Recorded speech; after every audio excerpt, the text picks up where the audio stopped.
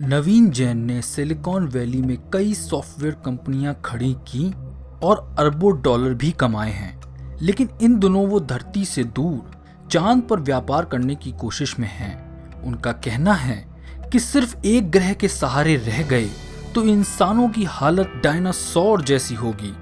तो फिर क्यों ना नए आश्रय तलाश किए जाएं, नए भंडारों की खोज की जाए। उत्तर प्रदेश में मेरठ के सामान्य से परिवार में जन्मे नवीन का इरादा चंद्रमा से हीलियम 3 लाने का है। कैलिफोर्निया के नासा रिसर्च सेंटर के कैंपस में एक उजाड़ से वेयरहाउस से उनकी नई कंपनी मून एक्सप्रेस इस ख्वाब को हासिल करने की तैयारी में लगी है। मकसद है चांद पर एक रोबोटिक मिशन भेजकर यह पता लगाया जाए कि वहां से संसाधनों को जमीन तक कैसे लाया जा सकता है। पिछले महीने पहली बार वो अपना स्पेसक्राफ्ट उड़ाने में कामयाब रहे।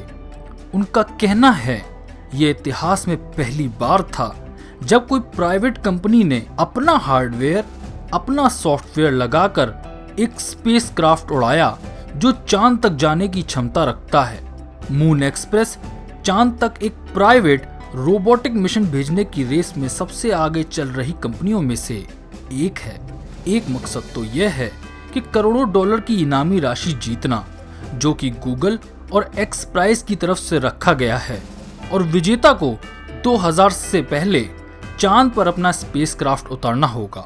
लेकिन नवीन जैन की नजरें इससे कहीं बड़े इनाम पर हैं। उनके अनुसार चांद पर खरबों डॉलर का प्लैटिनम और हीलियम 3 मौजूद है, और अगर हीलियम 3 का एक छोटा सा हिस्सा लाने में भी कामयाबी मिल गई तो पीढ़ियों की तो नहीं लेकिन कई दशकों की ऊर्जा का समस्या का हल निकल जाएगा, और वो भी प्रदूषण रहित।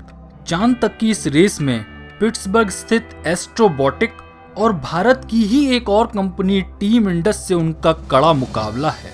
उनके स्पेसक्राफ्ट के मॉडल को देखकर यकीन करना थोड़ा मुश्किल सा लगता है कि वो सचमुच चांद तक जा सकेगा। उनकी अपनी ट्रेनिंग भी सॉफ्टवेयर के क्षेत्र में है, फिर वो स्पेस के क्षेत्र में इतनी दूर कैसे पहुंच पाए? उनका जवाब है, कोई भी व्यक्ति जो अपनी फील्ड का माहिर हो वो उस दायरे में रहकर शायद कुछ नई चीजें सोच सके, लेकिन सही मायने में क्रांतिकारी आइडियाज उन्हीं से आते हैं जो इस क्षेत्र के एक्सपर्ट नहीं होते। और मेरा पलड़ा स्पेस के मामले में इसीलिए भारी है क्योंकि मुझे स्पेस के बारे में कुछ नहीं पता। नवीन जैन का कहना है कि वो मेरठ के एक बेहद साधारण परिवार में पैदा हुए, जहां परिवार का भरण पोषण के लिए पिता की सरकारी नौकरी की आय पूरी नहीं पड़ती थी और इसलिए उनकी मां को छोटे मोटे काम करने पड़ते थे। वो कहते हैं कि उन दिनों को वो भूले नहीं हैं और इसलिए उनके अंदर की एक ख्वाहिश ये भी है कि उनकी कामयाबी भारत के लोगों को प्रेरित करे। उन्होंने भारत में नए आविष्कारों और आइडियाज को बढ़ावा देने के लिए उद्योगपति रतन टाटा और एक्स प्राइस के संस्थापक के साथ मिलकर एक इंसेंटिव फंड की शुरुआत की है। उन्हें पूरा यकीन है कि अगला गूगल और फेसबुक भारत से आ सकते हैं, लेकिन इसके लिए 2 चीजों की जरूरत होगी।